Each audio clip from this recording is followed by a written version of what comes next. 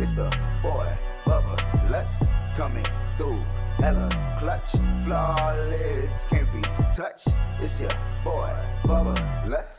Yeah, I need that hot take. I need the truth and everything that is not fake. So tell me who's the GOAT, I'll tell you who's not great. And which team always make you go right way. Yeah. What's up, ladies and gentlemen, and welcome back to another edition of the Bubblehead Sports Podcast. I'm your host, Bubbleheads, and this is episode 124, where we're going to talk about my direct response to Rex Ryan and his comments that he made about Amari Cooper earlier today on ESPN. Now, this is not going to be a shot at Rex Ryan at all. This is not going to be me disrespecting Rex Ryan. This is actually going to be me giving my opinion on what he was trying to say, what came out, and we'll go more into details of what actually he did say, and how I feel it should have been taken care of, because he did have another response to that from the criticism and all the controversy that came after that, because it was very obvious and immediate to how the audience reacted to it, not just Cowboys fans, but just people in general, talking about how ESPN, Fox Sports 1 has changed, and the whole like clickbait, the whole trying to grab viewers as much as possible with the toxic headlines and the hot takes that just don't make sense and have no purpose to them and no background to them with facts. So let's just first talk about what Rex Ryan said. He said that Amari Cooper is one of the most disappointing receivers and players in the NFL. I'm not going to agree with that. We'll save that for in a moment. Then he said that the man, he doesn't perform well on the road. He doesn't perform well against lockdown corners. He doesn't perform just in general. And that he is a turd. That's where a lot of people went ballistic with it. I mean, they just went off on him. And by no means should a respected coach and member of the NFL should ever say that, let alone on national television. Now, I'm not a huge fan of Rex Ryan. As a coach, he was good, not great. He had his moments with the New York Jets. He had a bad stint with the Buffalo Bills. And he found himself at ESPN, where he's been there for a couple of years now. And even then, as an analyst, I'm not a huge fan of him. That's as far as I'm going to go, because I don't necessarily like his takes. And I can say that about a lot of people on ESPN. There's a lot of people that I don't necessarily agree with, because they just go for the hot take. They go for the clickbait type of response. And I feel like Rex Ryan is really an embodiment of that, or he's a part of it. So for him to say that he's one of the most disappointing players in the NFL, that's ridiculous. That's not true. With the season that he had last year, barring all the injuries, Amari Cooper was an efficient wide receiver for the Dallas Cowboys. There was a lot of factors that went into him not performing at the highest level. His foot injuries, his knee injuries, hamstring, all these things happened at once, and he was locked down for a lot of the season. He can't be the number one guy when he literally could barely walk. And that's no excuse for him not putting up better numbers. That was just one of the factors. One of the other factors is that they didn't know how to use him. Jason Garrett and Kellen Moore just did not know how to use him. It was a very flat offense. And there was glimpses of that. The New York Giants game, where the relationship that Dak Prescott and Amari Cooper had was phenomenal to watch. You know, their chemistry and their timing was perfect that day. And in the other games, it seemed like he was basically a liability on the field. He had his moments, but there's a lot of potential and a lot of upside to Amari Cooper. Here's what I'm going to say. Rex Ryan was correct in his response to the controversy. What he said in the second time on national television, later on that day, which was later on today, was he said that the Cowboys overpaid for him. The Cowboys, basically kind of gave too much for Amari Cooper. and that he hasn't performed well on the road. He hasn't performed well against really good corners. In most of that conversation that he had the second time, I agree with that. When the Cowboys re-signed Amari Cooper, you can go back to one of these episodes. It was the first Cowboys Roundup, which was from like 2 weeks ago. The first Cowboys Roundup episode that I made, I said, I'm not a big fan of the Amari Cooper deal. Now, I love Amari Cooper as a person. That man is dedicated to being a Cowboy, and the fact that he took less money from the Washington Redskins, like $20 million more he would have made if he went to the Washington Redskins. He took that pay cut to stay in Dallas because he believes in the system, he believes in the team, and he wants to be a Dallas Cowboy. You don't find those at all anymore in the league. That's a rare occasion to where guys will take less money because they want to be a part of a team and they want to build something special in that one specific city. You know, we talked about Tom Brady and Phillip Rivers, even Jason Witten, that these guys stayed for their teams and took pay cuts every single year because of the fact that they want to stay with that team. They wanted to build something great. Amari Cooper is doing that same thing. So the whole idea of him taking less money, even though he deserved that big money because he's a big-time receiver, all credit to him. And he's a professional guy. He's a respected guy, a tremendous player with a lot of talent. And so, yes, in all fairness, the Cowboys should have re-signed him. I think it's a good move for the Cowboys. Did they overpay for him? I think so. I don't necessarily have a problem with the money. I have a problem with the amount of years that they gave to him. 5 years. That's a lot of investment in one player who has had a lot of problems with injuries, let alone his entire career. But just last season, we just talked about it. Foot injuries, knee injuries, hamstring. It really limited what Amari Cooper could do last season. And it took him a long time. He was never 100% throughout the whole season. And even if the Cowboys made the playoffs, I really don't think he would have been that productive. Because at that point, you're facing against better defenses, especially in the NFC. And it would have benefited Michael Gallup and Randall Cobb. But in all reality, people are going to focus on the number one receiver, which is Amari Cooper. And if he doesn't put up the numbers, then a lot of people are going to disagree with this. And I think that's where Rex Ryan is coming from. He's saying that, look, with the amount of talent that this man has, it doesn't correlate to the stats. And he never mentioned the injuries, which was a big thing for me, which was confusing, because that's my biggest concern about Amari Cooper. And you can also talk about the drops that he has. He's always had that problem ever since he got into the league with the Raiders.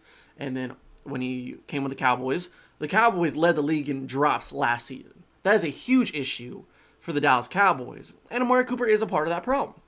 Not going to lie, but Amari Cooper could be a lot better than he is. And I feel like that's where Rex Ryan should have ended it. Like, he should have just stopped right there and been like, okay, I made my argument. But he went left field with it. He doesn't perform well on the road. I agree with that. His numbers, and it is proven that his numbers on the road compared to home are night and day. So I agree with that. He doesn't perform well against lockdown receivers. Well, when you're in a lockdown corner, you're going to go and get the number one guy. So you can make the case for a lot of these guys around the league to where they don't perform well against good corners, really good corners. That's just more credit to the corners. And a lot of the time, the number one receiver is going to be double teamed. He's going to get a lot more attention. So to say that he doesn't perform well against really great corners, he ain't the only one. Really, that's what puts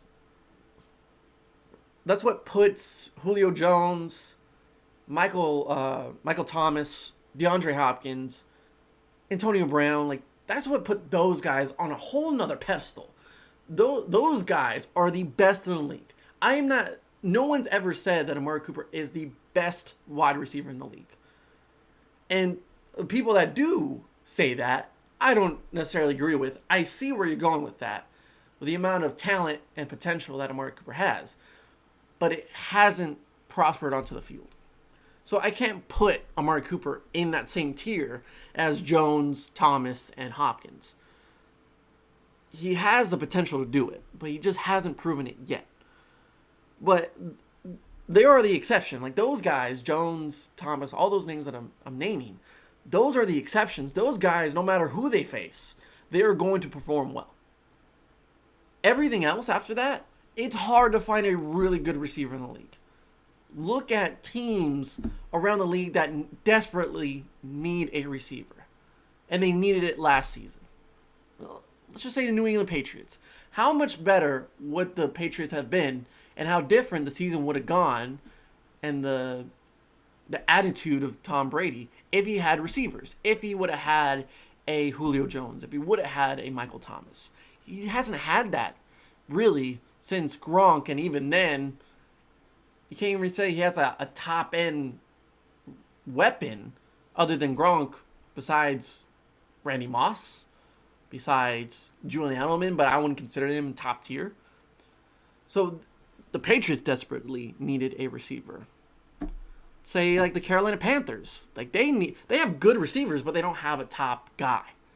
The Eagles, like no Cowboys biased here, but if the Eagles would have had one really amazing receiver, they have good receivers. Nelson Aguilar, I don't want to say great. That's a little overreactive. Those guys could be good, but they're just not all there yet. Nelson Aguilar, Deshaun Jackson, they had Jeremy Maclin, like those guys. Those are great receivers, but they're not great receivers or phenomenal like top end guys. But just last season, like the Eagles could have been a lot better if they would have had a number one weapon. Zach Ertz is really good, but they need a receiver to go anywhere on the field. So it's hard to come by with great receivers. And the Cowboys, they've desperately needed it as well. Like they have great potential with Michael Gallup, with Cedric Wilson, Devin Smith. These guys could be something. But they're not going to be Julio Jones. They're not going to be Michael Thomas. The closest thing they have to that is Amari Cooper. So you got to pay. You got to pay the guy. You have to. And our conversations about overpaying for quarterbacks, running backs, it transfers over to wide receivers as well. You're going to have to overpay. We're in a weird, awkward stage to where you have to overpay for everything because that's where the market's going with the CBA and just more focus on guaranteed money in the NFL. All these other sports are focusing on it. It's about time the NFL does as well, especially for a hard-hitting sport like the NFL, like football. Did the Cowboys overpay for Amari Cooper? I think they overpaid in the sense of years. 5 years for a guy that has a lot of injuries and got really more of a hometown discount in a sense because he wanted to stay with the Cowboys and he's loyal to the team. He got 5 years. He got $100 million. More than half of that's guaranteed. $60 million is guaranteed, I think. So the problem that Rex Ryan made was he called him one of the most disappointing players in the league, which is not true. You know, I can name 10 guys in the league that are more disappointing as a player in the NFL than Amari Cooper. And a lot of those are receivers. What he said about being on the road, what he said about not performing well against great receivers or great corners, I can give you that. But calling him a turd, like, I bash on Cam Newton, I bash on Jameis Winston all the time. But I don't call them shit. I don't call them turds. Like, if I ever get to ESPN or Fox Sports 1, if I ever get to that, I am never saying shit or turd on national television. I'm going to be professional about it. And if I make a statement about Amari Cooper being overpaid, I'm going to back that up with not playing well on the road, the injuries, the drops. I'm going to back that up. And I just backed that up with 3 statements, with 3 facts. If Rex Ryan would have just been like, look, Cowboys overpaid for him, which he made in the second time around. And he said, the second time around too, it was horrible, which I'll get into. They overpaid for him. They gave him too many years because of the injuries, because he doesn't perform well on the road, and the drops are a big problem. But the Cowboys need a receiver, so that's why they did it. If he would have just ended it right there, that's a good take. That's a hot take, an unpopular take. But a lot of people would have been like, I get that. Cowboys fans would have been pissed. And some other fans would have been like, you're crazy. But I think, like, even me, I consider myself a more intellectual football fan.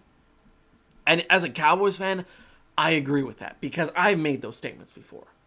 And I'm not Joe Klatt. I'm not Colin Cowherd. I'm not these big names. But I feel like I have good opinions, and I have a good reason for it. Multiple people have said, you back it up. You make good statements. So I'm not here to toot my own horn, but, I mean, if you're listening to this, then you're probably consistently listening or watching me because I make good points. And plus, you're my friend, so thank you. So if Rex Ryan would have ended there, I would have been like, oh, okay. I mean, I don't watch ESPN, but if I saw it on my timeline, I would have been like, yeah, I agree. Yeah. Like it, retweet it, quote it. I would have been like, yeah, it makes a good point. I made the statement before. But he goes beyond that. And this is where Rex Ryan is not a good analyst for me.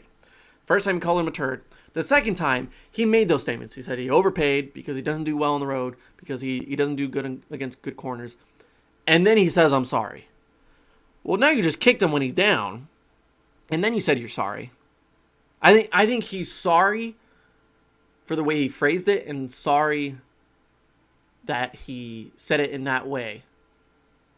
But, I mean, the whole reason why you say you're sorry is because you got caught, because so many people backlashed against it. And really, we got to put blame on ESPN too. We got to put blame on the fact that not only the micro problem that we have here is that they exploited that, they advertised that on their timeline, on their social medias. They just put in quotes like, he is a turd. Rex Ryan. This is what he said on Get Up earlier this morning. Like, I mean, no one, I don't know what the rest of the video looked like, but if someone would have been like, whoa, like that's way too far. No one said that. Or at least no one on social media, no one from ESPN or from Get Up made that apparent, made that clear. They just put that video up because they wanted views, they wanted retweets, they wanted likes. And then when someone said that is wrong, next person said that was wrong, and then it keeps going from there.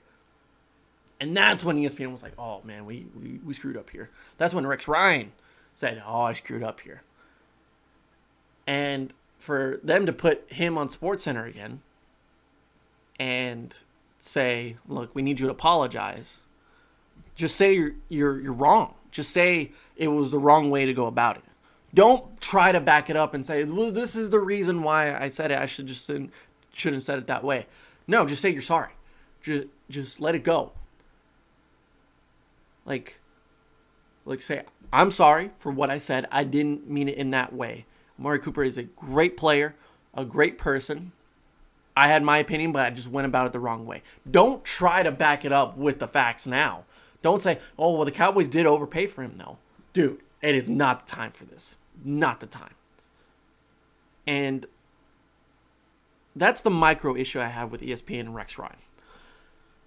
The macro problem that I have with it is the fact that this is what ESPN and Fox are doing now. They're TMZ. They want to go for the headline. They want to go for the big thing. They want the wow factor.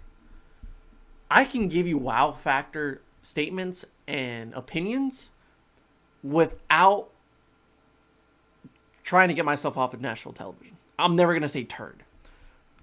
And this is the problem, is that another example of this that just happened, and I just saw it on my timeline, a lot of Cowboys fans, a lot of NFL fans don't agree with this, is Nick Wright, who I was a fan of for the longest time, because I actually agreed with a lot of what he said, and he backed it up. He was talking to Colin Cowherd about the best possible landing spot for Jameis Winston. And the first one that came up was Pittsburgh. And I was like, I guess. I'm not a huge fan of Jameis Winston now. I wouldn't call him a turd. But Jameis Winston is just not a starting quarterback for me. But if I were to name some teams, I'd say right now, like the Chargers could probably use him. It kind of fits the same way that Philip Rivers played. Like there's a lot of turnovers on the plate, but if it works out, he's a good solid quarterback. I've just seen enough about Jameis Winston to not believe he's a starting quarterback. The interceptions are a huge problem, and I don't think it's worth the upside because I don't think mentally and even physically, Jameis Winston is not in shape. There's all those memes of him having like a beer gut and all that, beer belly. And he's probably bulked up a little bit. He's probably been a little bit more fit lately. I just think physically and mentally, he's not all there to be a franchise guy. Especially 6 years into the league now. I don't think it's worth it. Especially the big bucks. Because someone's going to have to pay him at least $25 million or $30 million a year. That's what he's going to ask for. And by no means he deserves that. I don't care how many yards you've thrown. I don't care how many touchdowns you've thrown. You threw over 30 interceptions last year. There's no reason for that. And LASIK eye surgeries won't change that. It's all mental. It's all decision making. And yes, you can see clear on the field. Now you can see what uniform you're throwing to. But you're still deciding, is this a good throw or not? And really a lot of time he doesn't. He doesn't make the right move. So all in all, I don't agree with any spot that Jameis Winston goes to because I don't think he should be a starter. So Nick Wright said he should go to the Steelers. Big Ben's getting old. I agree with 100%. You can go with a younger quarterback. You can say that Big Ben takes a lot of chances. Jameis Winston takes a lot of chances. It's better than Mason Rudolph. And in all reality, from what I saw of Mason, I'm a huge believer in Mason Rudolph. A little bit disappointing last season, but it wasn't the best season for the Steelers in general. I'd say you give Mason Rudolph another season, give it in there a shot. So Pittsburgh for Jameis, okay. That's not for me like, oh my God, that's a horrible take. That makes sense. Then he said, even though they already have their guy, it's the way they're handling that guy, he should be a great backup for the Dallas Cowboys. You lost me. First of all, Jameis Winston does not want to be a backup quarterback. So for him to even consider being a backup to Dak Prescott is ridiculous. He wants to be the starter somewhere. And someone will probably give him a starting job. Like Nick Foles is still a starting quarterback. Like, he's won a Super Bowl. I'm tired of hearing he has Super Bowls. He's won a Super Bowl. The Eli Manning thing is driving me crazy. Like, Blake Bortles is in the league. How does that make sense, right? And Blake Bortles was a starter for the Jaguars for what? Over 6 or 7 seasons? I can't remember. So Jameis Winston is going to be a starter somewhere. Eventually. Shit. Like, it could be anywhere. If Mitch Trubisky can be a starter, Jameis Winston can be a starter. What else? What's the other argument here? They have Dak Prescott.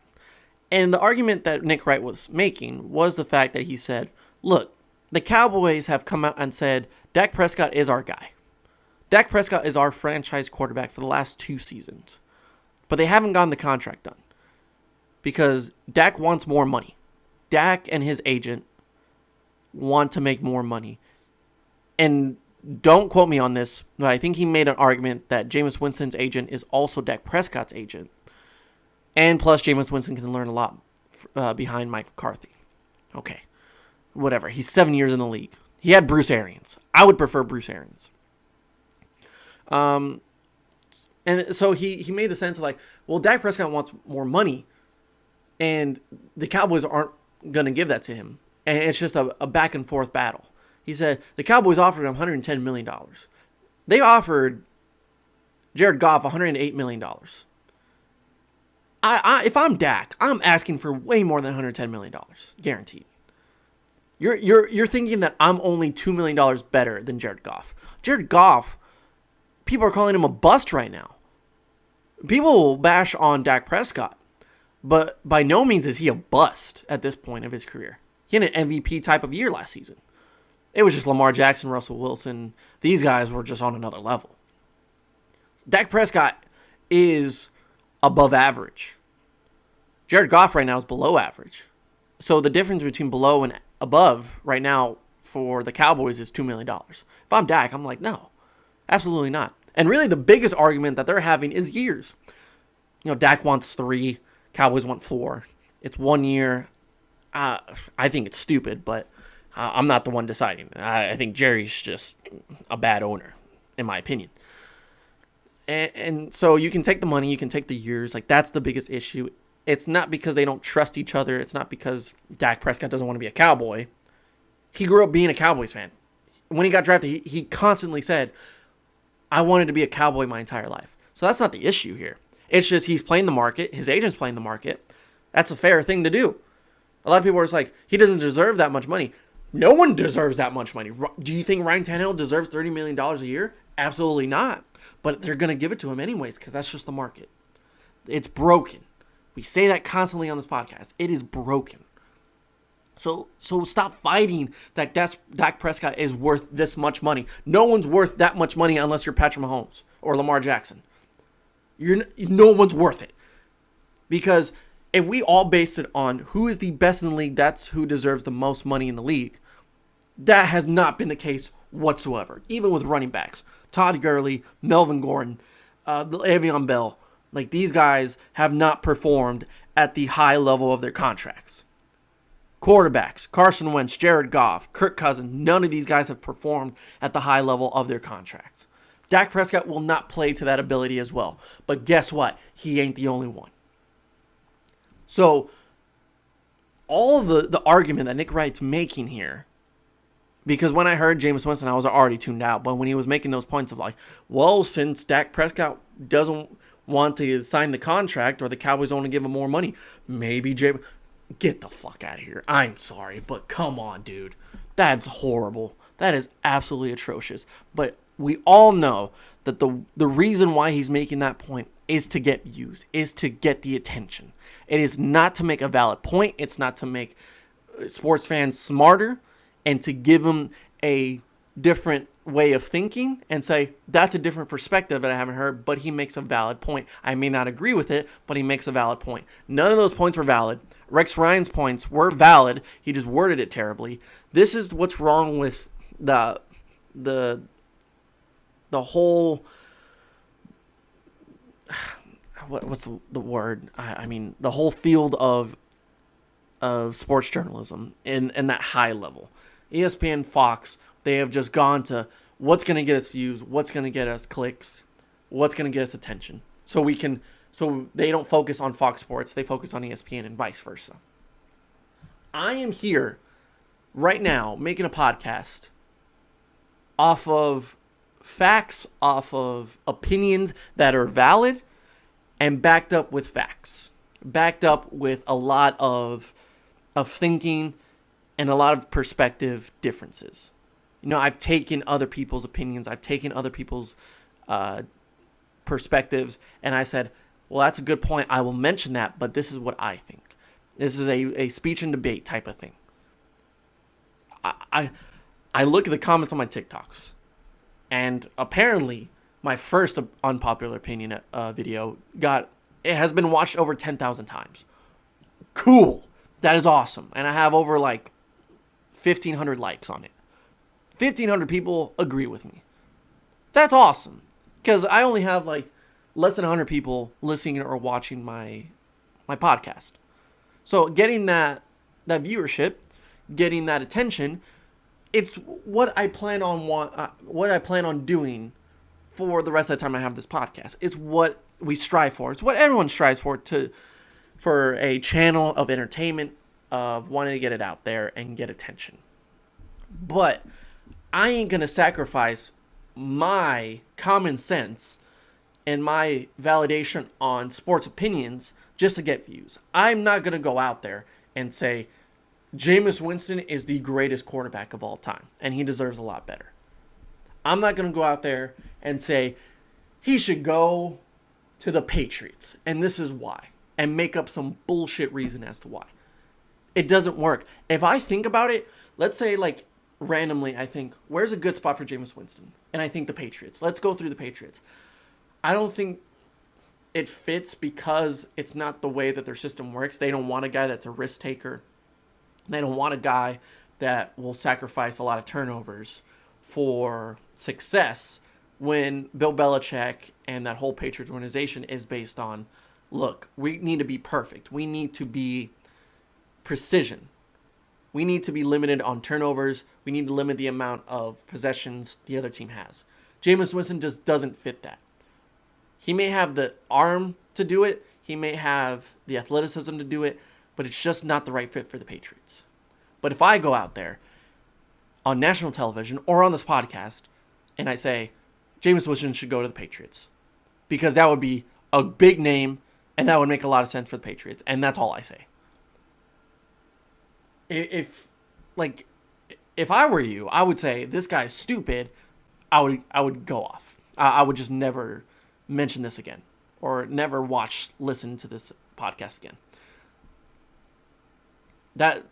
That's the whole opposite way of looking at it.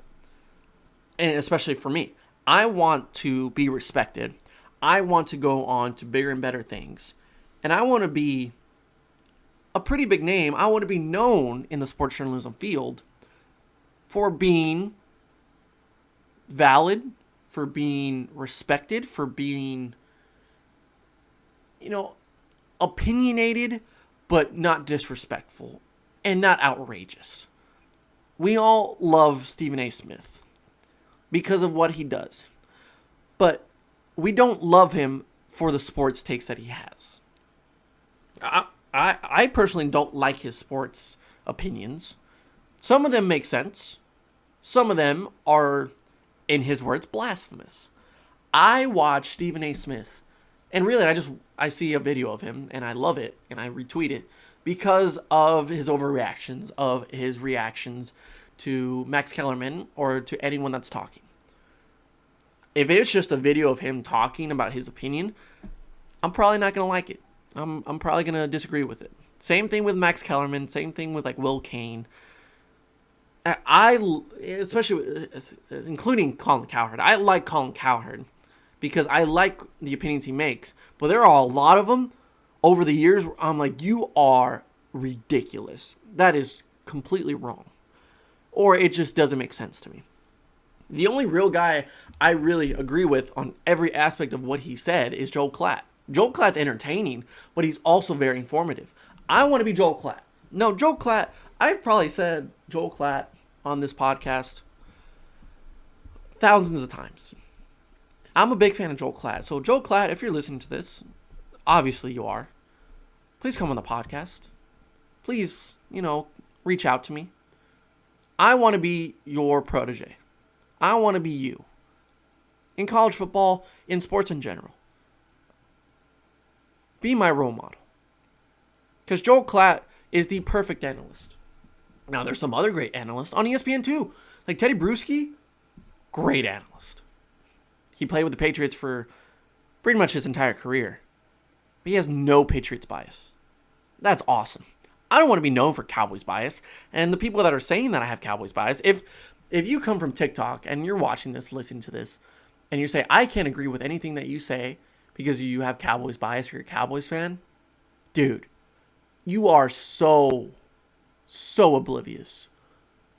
You are, I can't even think about where you are idiotic. That's ridiculous for you to say. Why would I be doing this? And why would I have growth on this channel if I was just so biased to the Cowboys? Watch any of the episodes, or listen to any of the episodes like prior to me being on YouTube that has anything to do with the Cowboys. And every single time, yes, there are great things that I'm going to say about the Cowboys. I will say that about any team. But there are a lot of bad things that I criticize about the Dallas Cowboys. And they are fair. They are valid. So don't come on here. Don't go on my TikTok and say, bro, you're so biased.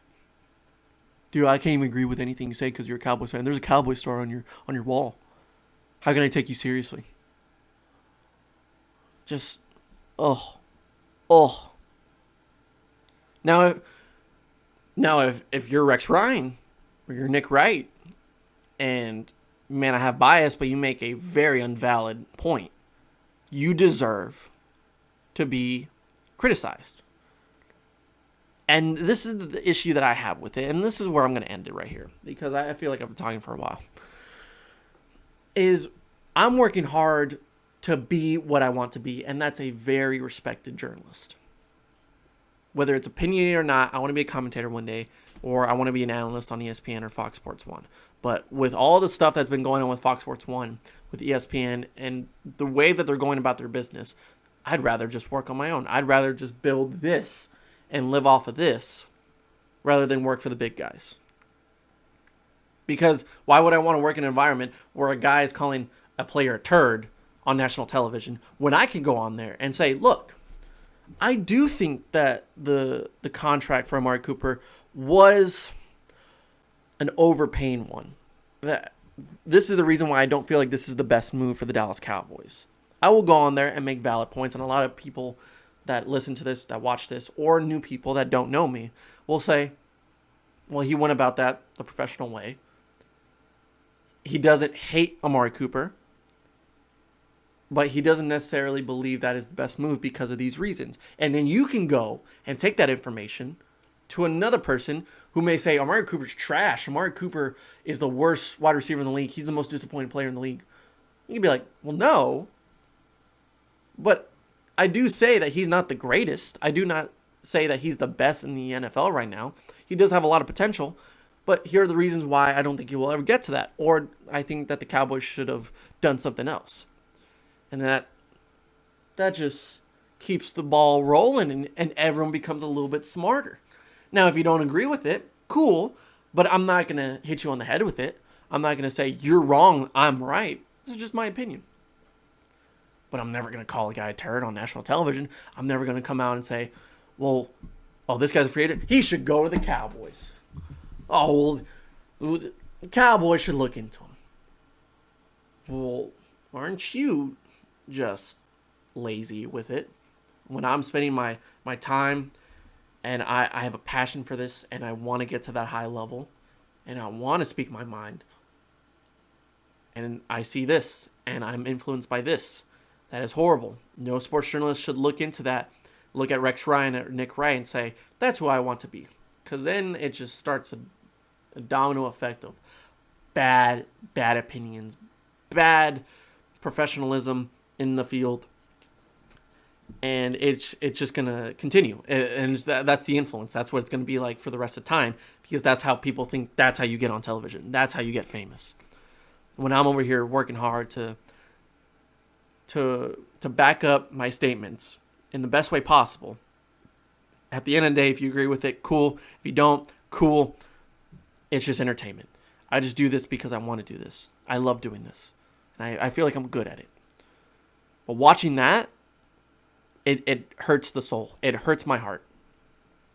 Because if that's the end goal of hearing BS like that, and knowing that just because they're on national television, they feel entitled, and even though they say the wrong thing, they're still going to be on television, and all they have to do is say sorry.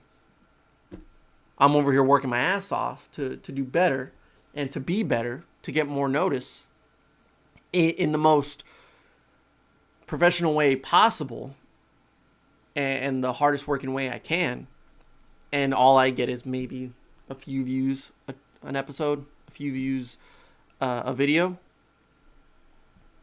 Look, I know it's a long journey. So I'm not saying that this ain't worth it at that point. If only 4 people are listening to this podcast, I'm going to say, well, screw this. This is pointless. No. Those 4 people will grow into 8 people. Those 8 people will turn into 16 people eventually. I've been doing this thing for less than a year. And I have, 61 subscribers on YouTube? I consider that a win. When I reach 100, it'll be an amazing milestone for me. because it's better than nothing. It's progress that I'm making to better my career. And I know those 100 people that are watching my YouTube channel are people that believe in me and they actually believe in what I say. I'd rather have those 100 people that believe in what I say than 10,000 people and they all hate me because I make a dumb opinion about sports. Make a dumb opinion about the Cowboys. That's just how it is. So I know the journey is going to be long. So I'm not arguing like, well, I'm not jealous in that sense of like, why do they get to be on television? Well, I know that Rex Ryan has been in the NFL for decades, has been a coach for the Bills, for the Jets, has been coordinator for all these different teams. His father's respected. He's won a Super Bowl. His brother's also respected in the NFL. The guy knows his football stuff, but it just doesn't come out right. And a lot of the opinions I have or that he says, I don't agree with. And yet he says turd on national television and he says all the wrong things. And all he has to say is sorry. But even then he messes that up. And tomorrow morning he's going to be on national television again. And we're just going to move on from this. Because that's just how ESPN and Fox Sports work now. It's all about the hot takes. He'll make another hot take about it tomorrow. And he'll say it correctly. And we'll all forget about the Amari Cooper one. That's it. That's it. So, how difficult it is for a person like me to want to get to that level, but do it in a different way. I want to be an opinionated analyst, but I don't want to do it in the wrong way. So I may not ever make it to that stage, to ESPN or Fox Sports, because I don't do the hot takes. I don't do the, well, let's just throw it out there because that'll get 10,000 people to like it. I'm not going to do that. I'm never going to do that. I never want to be that. And if I am, call me out on it. My unpopular opinions and my hot takes are valid. You may not agree with every single one of them. You may not agree with any of them. But there's a reason why I say those. It's not just coming out of my ass. But everything that's coming out of their ass at ESPN and Fox, well, guess what? That won't work out for me. It won't work in my favor. So that's the problem I have. And that's the whole issue I had with Rex Ryan saying all those things. The Amari Cooper thing is small. Amari Cooper thing, like, I agree with him in a sense, but he said it the wrong way. But this is the big issue with the markets, the big platforms of sports journalism. And that's what you should take away from this. You should really take away from that. All right, that's going to do it for this episode of the Bubble Up Sports Podcast. I hope you enjoyed. Whether you're listening on Spotify and Apple Podcasts, please make sure to follow the podcast. And if you're watching on YouTube, we're on 61 subscribers right now. Our next goal is 75. If you haven't subscribed already, please do. Please do. And I hope you enjoy everything that we're putting out. There's going to be a lot more videos coming soon. And we'll see you next time on the Bubble Up Sports Podcast. Yeah, hold on. Tell me who's your top 5 quarterbacks right now, dead or alive, huh? And how much do you care about a ring if the best player got carried by the team? Now, would you lose if it been a better draft pick? And do you cuss when your team get their ass kicked? Now, do you keep it classy or you keep it ratchet? For the man with the magic. Now, who is he? It's the boy, Bubba Lutz, coming through. Hella clutch, flawless, can't be touched. It's a boy, Bubba Lutz. Yeah, I need that hot.